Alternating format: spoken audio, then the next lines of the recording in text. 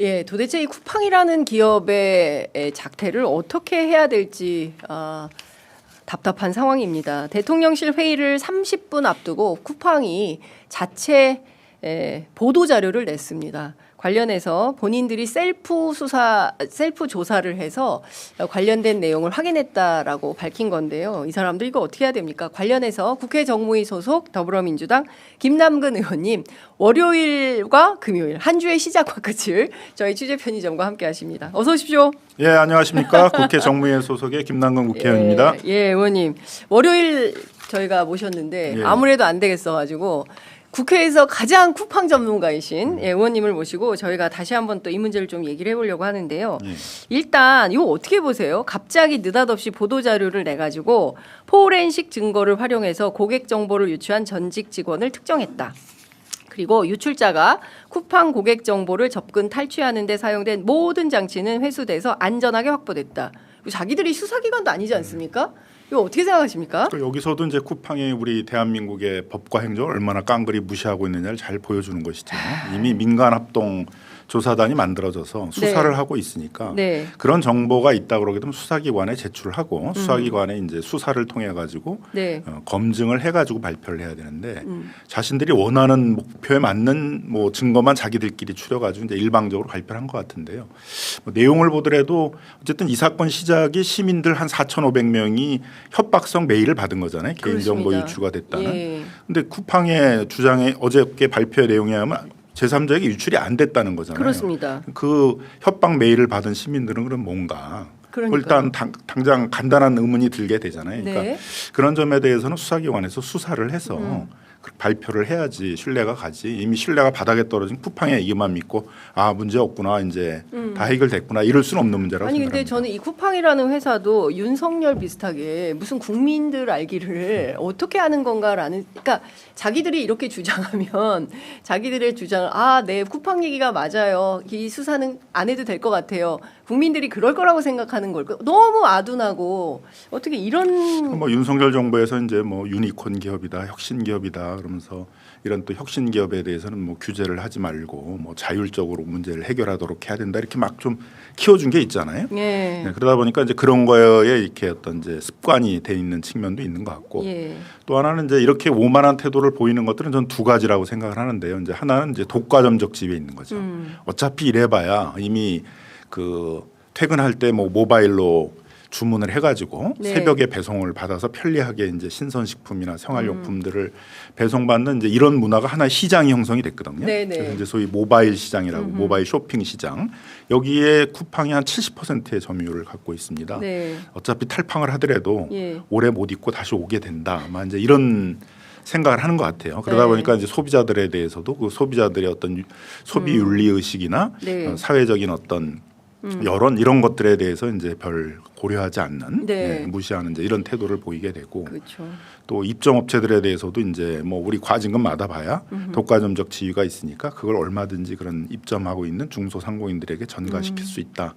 뭐 이런 또 자신감도 아마 오만하게 나오는 태도도 이제 아닌가 생각이 들고요. 거기다가 이제 뭐 미국이나 미국 정부나 이런데 이제 상당한 로비를 해서 뭐 미국 정부나 미국 의회가 이제 한국에 대해서 일정하게 압박을 해줘서 뭐 쿠팡에 대해서 그렇게 그 집중적인 제재 같은 것은 어려울 것이다. 뭐 이제 이런 또 그 오판도 있는 것 같습니다. 자, 근데 하나하나 좀 짚어보도록 하죠. 일단 소비자 입장에서 탈팡을 하니까 불편해요.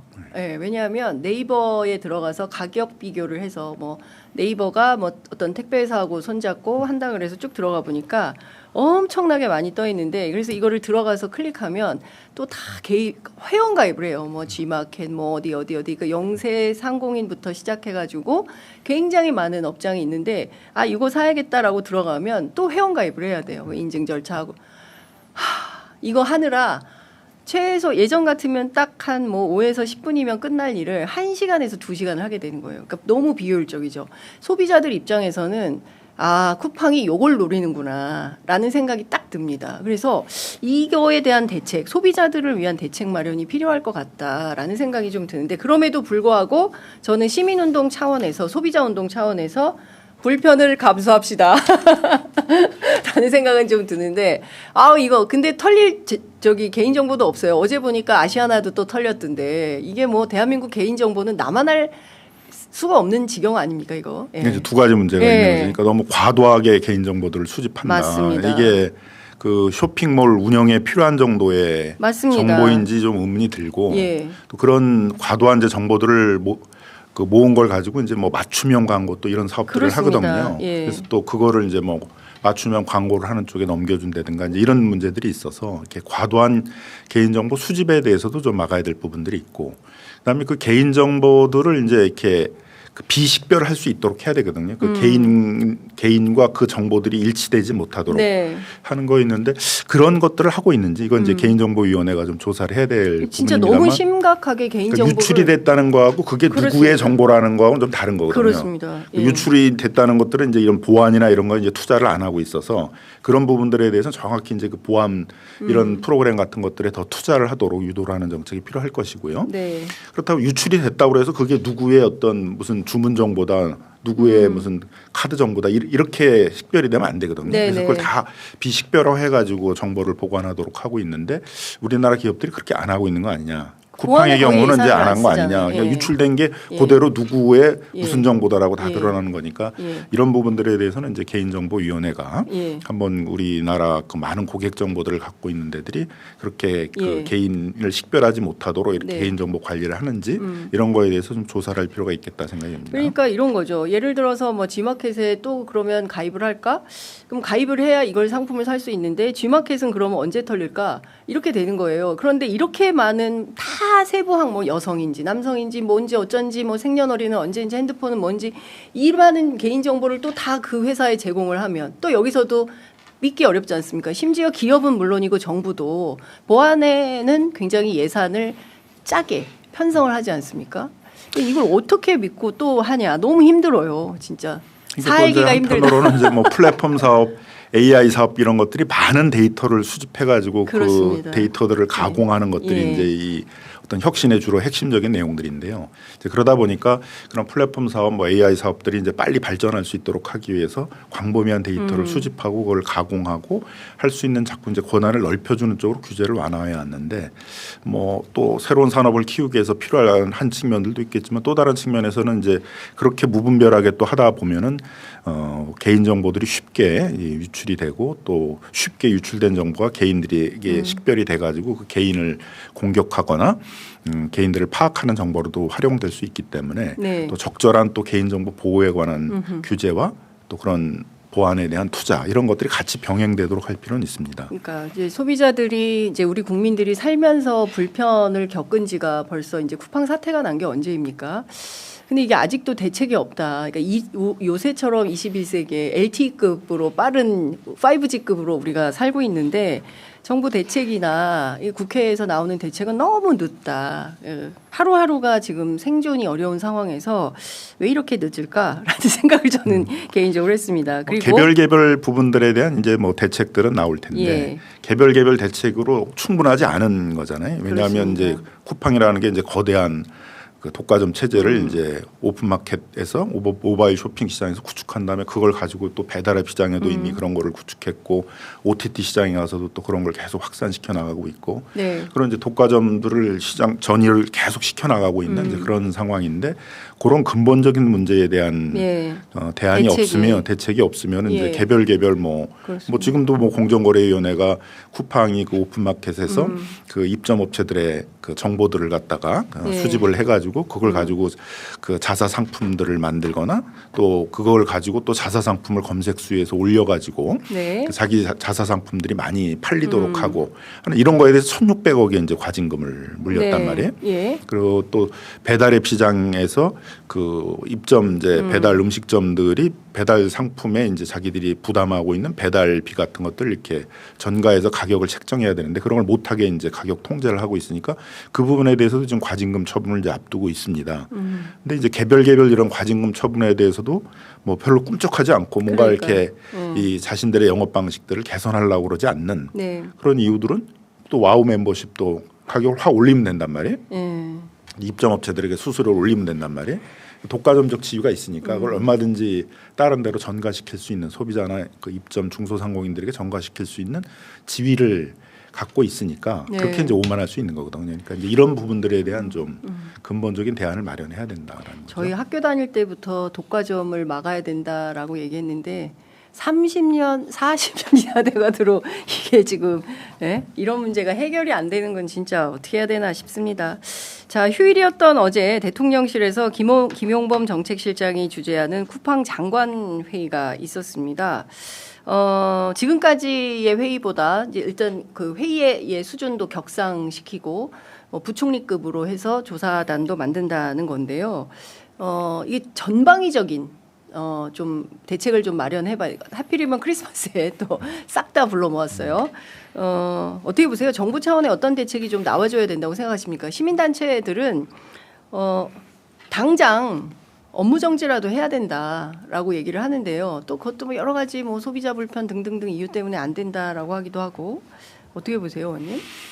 그러니까 이제 이렇게 많은 부서가 모여야 되는 거는 이제 쿠팡이 우리 사회에서 이런 시장 질서 교란 행위, 뭐 노동 질서 교란 행위, 뭐 이런 것들을 하는 분야가 굉장히 넓기 때문인 거죠. 그래서 이번 개인정보 유출권과 관련해서는 이제 방송 미디어 그 위원회나 네. 그다음에 과기부, 그다음에는 이제 개인정보위원회 이제 이런 데가 소관 부서겠지만 그 외에도 이제 이런 독과점 문제 하고도 이게 밀접히 연관돼 있는 거잖아요. 네네. 또 소비자 피해 측면에 있어서는 그게 공정거래의 업무이기 때문에 공정거래에도 참여해야 되고 네. 또 이 플랫폼이라는 게 딱 택배라고 하는 생활 물류하고 밀접히 관련돼 있거든요. 예. 그래서 그런 생활의 편리를 지금 제공하기 위해서 새벽까지 이제 배송을 강도 높게 그렇게 하게 하다 보니까는 또 택배 기사들이 또 과로가 굉장히 많잖아요. 올해만 지금 8명이 과로사를 했습니다. 쿠팡과 관련해 가지고. 그러니까 이제 이런 문제는 또 이 물류를 담당하고 있는 것들이 국토교통부이기 때문에 국토교통부도 또 참여를 해야 되고 또 과로사니 이제 이런 문제들은 또 이제 고용노동부의 뭐 산재 문제 이런 거니까 또 거기도 참여를 해야 되잖아요. 그러니까 관여해야 될 분이 많은 거죠. 거기다가 또 이제 쿠팡이 상당한 이제 그 미국 정부나 이런 데를 통해서 그 로비를 한다, 네. 압박을 한다 그러니까 이제 그 문제에 대처하기 위해서 또 외교부도 참가해야 되고 국정원도 참가해야 되고 이러다 보니까 이제 많은 부처가 좀 모이게 된 것 같습니다. 그렇군요. 제가 보니까 쿠팡 상담원들 있지 않습니까? 이분들이 엄청난 감정 노동에 지금 시달리고 계시다는 거예요. 그러니까 화가 나니까 소비자들이 쿠팡에 전화해가지고 상담원들한테 화풀이를 하는 거죠. 근데 이분들은 뭐 어떻게 해야 됩니까? 이분들도 피해자잖아요. 그런데 이런 문제는 좀 어떻게 이 노동 문제는 어떻게 해야 됩니까? 이분들의 감정 노동 같은 데에 대해 네. 이제 그분들에 대해서도 어떤 이제 그게 정신적 스트레스를 풀어주기 위한 어떤 상담 같은 것도 필요하고 네. 그다음에 이제 무엇보다도 노동광들 이렇게 세게 하는 이제 이 방식에 대해서 점검을 해야 되거든요. 그러니까 1분 이내에 바로 또 다음 전화를 받아야 된다는 거잖아요. 이미 힘들게 전화를 받았는데 세상에. 자신의 어떤 감정을 다스리고 할 시간을 주지 않고 또 그런 1분 이내에 받지 않으면 바로 그게 체크가 돼서 그 지시가 내려가는 이런 구조. 그러니까 물류센터에서도 뭐 저도 한번 가봤습니다만 뭐 물건이 뭐 움직이는 속도가 슉슉 소리가 나요. 그래요. 그리고 뭐 화장실에만 가서 이제 뭐 5분 이내에 안 돌아온다 그러면 기계를 다 차고 있기 때문에 금방 이제 그 자리를 떴다 이런 것들이 체크가 되게 하도록 이제 만들고 있고. 완전 노예 노동이네. 그다음에 이제 뭐 택배 같은 경우에도 뭐 새벽 6시가 되게 되면 이제 막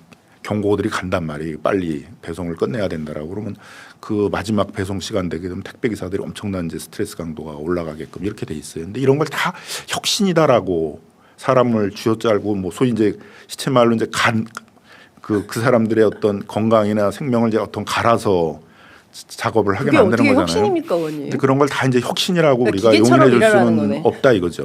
네. 그래서 그런 점에 대해서도 어떤 적절한 예. 그런 어떤 그 노동자들의 어떤 건강을 보호하기 위한 택배 기사들의 건강을 보호하기 위한 이제 그런 식의 이제 감독이나 규제 같은 것들은 네. 이제 필요한 것이고. 그러니까 AI 시대를 우리가 강조를 많이 하는데 지금 중국 같은 나라가 AI 강국이잖아요. 근데 이 나라가 그럴 수 있는 거는 사생활이 없어요. 개인 정보를 그냥 국가가 다 싹 다 가져가니까 데이터 수집이 너무 빠르게 잘 되는 거고 이 데이터를 기반으로 해서 관련된 산업은 너무나 급성장을 할 수밖에 없는 겁니다. 이거는 중국 같은 나라는 가능하지만 우리처럼 이렇게 하는 걸 이런 방식으로 일하는 게 혁신이라고 중국이 워낙 이제 빨리 치고 나가니까 그 기술 경쟁력에서 뒤처지지 않아야 된다는 위기 의식이 있어서 AI 산업, 뭐 플랫폼 산업 같은 것들을 빨리 성장시키기 위해서 중국은 14억의 지금 데이터를 모아가지고 빨리 성장하고 있는데 우리도 그렇게 해야 된다라는 것들도 인구가 이제 찍어서 어떡하나.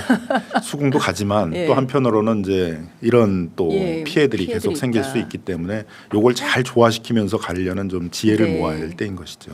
윤리 문제가 어느 때보다 엄격하게 좀 고민이 되어야 되는 때가 아닌가 싶습니다.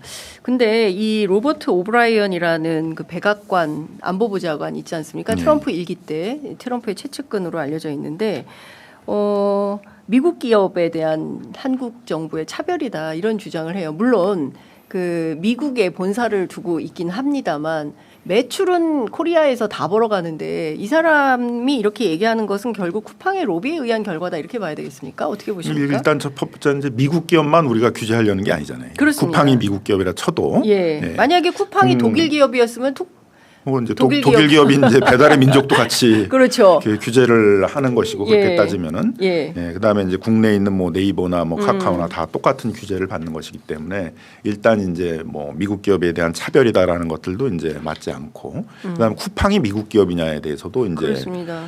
그 매출의 90% 이상을 한국에서 올리고 있고 예. 그 쿠팡뿐만이 아니라 뭐 쿠팡 택배회사 소위 이제 CLS라고 하는 네. 그다음에 쿠팡 물류회사 CFS라는 것도 있고 네. 또 쿠팡 OTT도 있잖아요. 네. 거기다가 이제 쿠팡 이츠라고 하는 이제 배달 시장들도 있고 이렇게 굉장히 많은 회사들을 한국에서 영업을 하고 있는데 단지 그걸 지배하는 지주회사만 미국 시장에 그러니까요. 상장했다고 그래서 예. 미국 기업이고 미국 기업이기 때문에 국내법을 제대로 적용하지 못한다라고 한다 그러면 우리나라 기업들도 다 미국 시장에 가서 상장하지 않겠어요? 다 네. 우리 이미 지주회사 체계가 됐는데 예. 지주회사만 미국에 가서 상장하면 전부 다 한국 기업 그 한국의 법이나 행정이 관여를 못한다 그러면 그건 이제 말이 안 되는 거겠죠. 근데 지금 실효적으로 그러면 그 지금 김범석이라는 사람은 뭐 대만인지 어디에 있으면서 아예 깡그리 무시하면서 이 사람 와서 수사를 받아야 될 것 같아요. 국회 출석하는 것은 뭐 너무나 당연한 일이고 이러저러한 그 문제들에 대해서 수사를 받아야 되는데 이 사람을 강제로 데려와서 뭘 할 수 있는 방안이 있을까요? 일단 김범석 개인에 대한 범죄 혐의가 이제 뚜렷이 나타나면 이제 우리가 다 사법 공조를 하고 있으니까 네. 미국이든 대만이든 이제 사법 공조 협약에 따라서 이제 국내로 네. 송환하도록 하는 이제 그런 절차도 밟아야 될 것이고요. 아직까지는 이제 뭐 거기까지 가기는 어렵겠지만 네. 또 적어도 뭐 실제로 이제 김범석 개인 범죄 혐의는 지금 없다. 뭐 지금 이제 예, 딱히 드러난 그 거는? 범죄 혐의가 딱히 예. 없으니까 이제 사법 공조를 받아야 될 상황까지는 아닌데 적어도 김범석 대표가 이제 이렇게 지시를 해가지고 경영을 하고 있다는 건 뭐 뚜렷하게 지금 드러나고 있는 거 아닙니까? 아마 네. 이번 국회 그 연석 청문회에서도 다 밝혀질 것이라고 보여지는데 뭐 그렇다면은 이제 적어도 그런 방대한 쿠팡이라는 많은 회사를 국내에서 운영을 해서 거기서 이익을 얻는다 그러면 당연히 대표가 국내에 들어와서 그 부분에 대해서 해명도 하고 국내 행정기관이나 수사기관에 조사도 받고 국회에도 출석을 해가지고 정확히 답변을 하고 그래야 되겠죠. 그래야지 이제 쿠팡이라는 그 브랜드를 가지고 국내에서의 영업이 지속 가능하지. 네. 뭐 아무리 독과점적 지위에 있고 뭐 편리하다 그래서 우리나라 소비자들이나 우리나라의 법과 행정 질서가 이걸 용인할 수 있는 수준을 지금 넘고 있기 때문에 지속적인 경영을 하기 위해서는 뭐 김범석 대표가 언젠가는 들어와서 조사도 받고 국회 출석도 해야 될 것으로 생각합니다. 지금 뭐 접촉 자체가 안 되고 기자들이 막 찾으러 다녀도 잘 확인이 좀 안 되는 것 같습니다.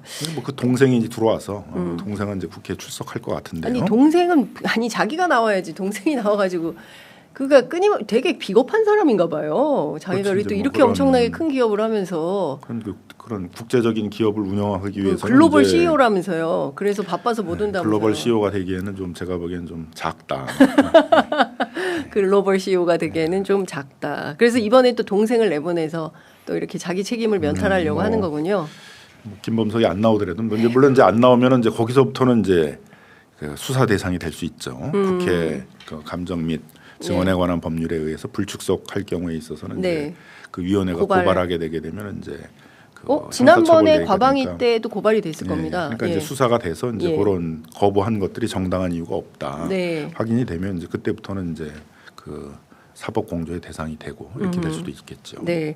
자, 그러면 30일과 31일 양일에 거쳐서 이제 국회 연석 청문회라는 거를 제가 보기에는 처음 하는 거죠.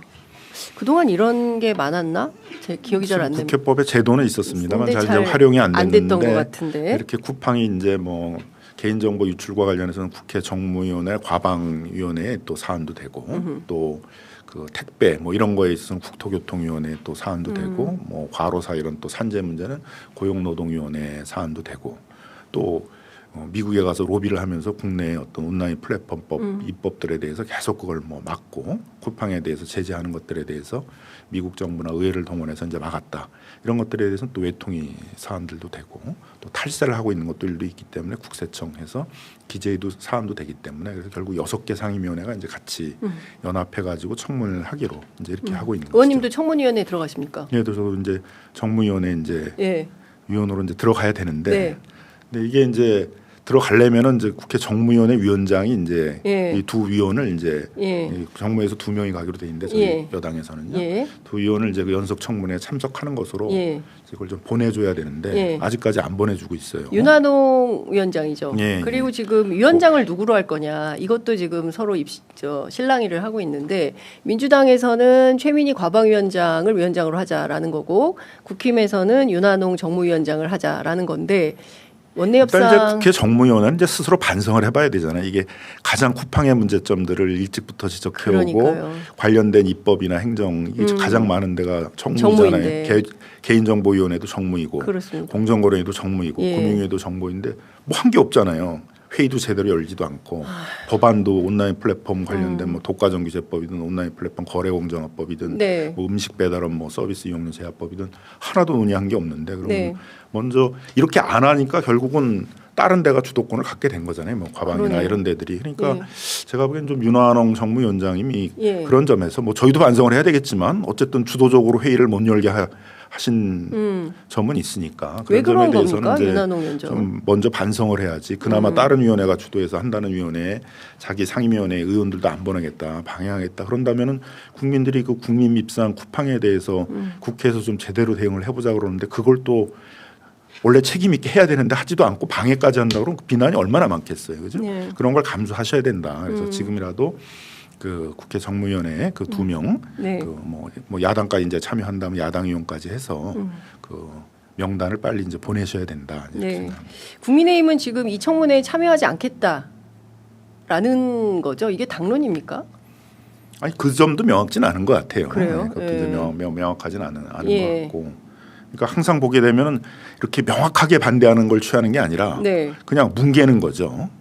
참여한다도 아니고 안 한다도 아니고 지금 통일교통법 온라인 거의 뭐 그런 플랫폼법을 분위기로. 반대한다도 아니고 네. 물론 이제 그 윤석열 정부 때는 반대를 했습니다만 이재명 정부 들어와서 그럼 지금도 반대하는 거냐 그러면 반대하자라는 입장은 명확히 안 취하고 우리도 논의를 하자는 거자 그러면서도 또 논의는 제대로 안 해주는 네. 그런 게 지금 반복되고 있는 것이죠. 오늘 의원님 26일입니다. 그러면 이제 다음 주에 이제 양일간 그러니까 2025년의 마무리를 이제 국회는 쿠팡과 함께 마무리를 하게 되는 건데 그 김범석 청문회를 이미 국회 과방위가 한 바 있어요. 그런데 무려 6개 상임위가 연석해서 청문회를 하는데 이 청문회에도 김범석이 안 나온다라고 하면 이거 또 맹탕 청문회 되는 거 아니냐라는 국민적 우려가 있습니다. 이걸 어떻게 방지할 수 있겠습니까? 뭐 이미도 이제 한번 고발이 됐는데 네. 이번에도 또 안 나오게 되게 되면 더 많은 고발이 되지 않겠어요? 과연 김범석 대표가 국내에 한 번도 안 들어오면서 미국에서 그렇게 지휘를 하면서 이 거대한 쿠팡 기업들의 경영을 할 수 있다고 생각을 하는지 먼저 의문이고 그래서 언젠간 들어와야 될 상황이기 때문에 지금이라도 들어오셔야 된다. 네, 그래서 정확히 해명할 것은 해명하고 또 비판받을 것은 비판받고 앞으로 쿠팡이 어떻게 변화될 거다. 지금처럼 한국의 법 질서와 한국의 시장, 한국의 소비자들 깡거리 무시하는 이런 오만한 태도로 경영을 하진 않겠다. 이제 사회적 책임 경영을 하겠다라는 것들을 좀 발표를 하셔야 되는데 그러기 위해서 뭐 반드시 들어와서 국회에 출석해야 된다고 생각을 하고요. 뭐 만일 뭐 들어오지 않는다면 뭐 또 고발은 불가피하다. 네, 이렇게 이제 생각을 합니다. 근데 그 살짝 사후적인 거여서 그 강제 뭐 그게 아니더라도 이제 네. 뭐 저희들이 국회에서 점검해야 될 게 많지 않겠습니까? 네. 행정기관들을 상대로도 예, 국민들이 김범석이 안 나오더라도 국민들에게 그 공정위는 그동안 뭐했냐, 그다음에 개보위는 그동안 뭐했냐, 뭐했냐. 그다음에 이제 뭐 국토 분화 이런 데들도 예. 그냥 혁신기업 그러면서 오냐오냐 하고 이제 그냥 이렇게 하다 보니까 쿠팡이 이렇게 오만해지고 우리 한국의 법질서나 뭐 정부나 시장을 아예 깡그리 무시하는 이런 경영 태도로까지 왔는데 이거에 대해서는 정확하게 책임 있게 제재할 것은 제기하고 책임을 물 건 책임 물어야 될 거 아니야 이런 거를 행정기관을 상대로도 해야 되잖아요. 국민들은 지금 헷갈리시겠지만 이게 여러 지금 행정기관이 관련돼 있단 말이에요. 그러니까 지금 6개 상임위원회에서 지금 참여하고 있는 것처럼 그것도 굉장히 중요한 부분들이고요. 쿠팡에 이제 뭐 또 개별 회사의 담당자들도 이제 나오게 되잖아요. 거기에 대해서도 이제 정확히 책임을 묻고 앞으로 어떤 변화를 하려고 하는지에 대해서도 물어야 되고 네. 그런 거에 대해서 정확히 답변을 안 하고 또 뭐 뭉개는 태도를 보이고 버티겠다는 식의 태도로 보이면 그거에 대해서는 또 국민들이 심판하시겠죠. 그러니까. 자, 의원님께서 그 지금 플랫폼 독과점 규제법, 그다음에 온풀 중개거래 공정화법, 배달앱 공정화법 요 세 가지가 굉장히 중요한 온라인 플랫폼 규제 법안이다라고 설명을 해주시고 계시는데 요 세 법안이 지금 다 안 된 거죠, 입법이. 그래서 뭐 윤석열 정부 때는 이제 윤석열 정부가 반대해서 안 됐고, 이재명 정부 때는 이제 공약으로 해서 예. 그 법들을 이제 추진하겠다고는 하고 있는데 지금 뭐 통상 어떻습니까? 협상 과정에서 이제 미국이 특히 이제 독과점 규제법에 대해서는 이제 그 유럽식의 독과점 규제법을 만들면은 이제 이건 미국에 대한 어떤 미국 기업에 대한 차별이다고 보면서 그 구체적으로 통상 이슈로 문제를 삼겠다라고 해서 네. 뭐 당분간은 속도 조절을 하자 이제 이런 이제 입장이 이걸 좀 있고요. 이해를 못 하겠어요, 의원님. 조금 더 쉽게 설명을 해주시면 좋을 것 같아요. 통상 이슈를 삼겠다라는 게 미국 정부가 어떻게 하겠다는 겁니까? 구글하고 애플이 이제 주로 예.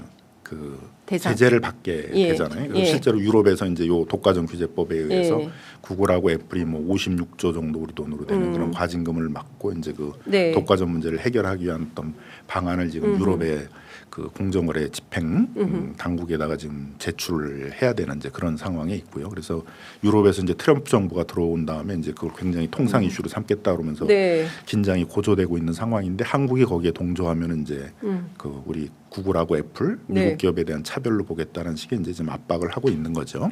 아니, 우리 지금 핵잠도 같이 하고 뭐 필리조선소. 아니, 그리고 이제 그거에 있어서도 저희는 뭐 하고 독과점 있는데. 규제법을 하게 되면 뭐 네이버, 카카오, 네. 쿠팡도 제재를 같이 그쵸, 하는 받게 거잖아요. 되는 것이고 예. 중국의 미국 알리도 기업만 하는 건 아니잖아요. 그렇죠. 중국의 알리도 우리나라에서 이제 점점 독과점 적지를 갖추어 가고 있기 때문에 이제 그 부분에 대해서도 규제를 하기 때문에 미국 기업만 차별하는 거 아니다라는데 네. 어쨌든 이제 미국이 구글, 애플을 이제 굉장히 엄호하는 이제 그런 트럼프 정부의 정책 때문에 네. 구체적으로 문제를 삼고 있어서 속도 조절은 하겠다. 네.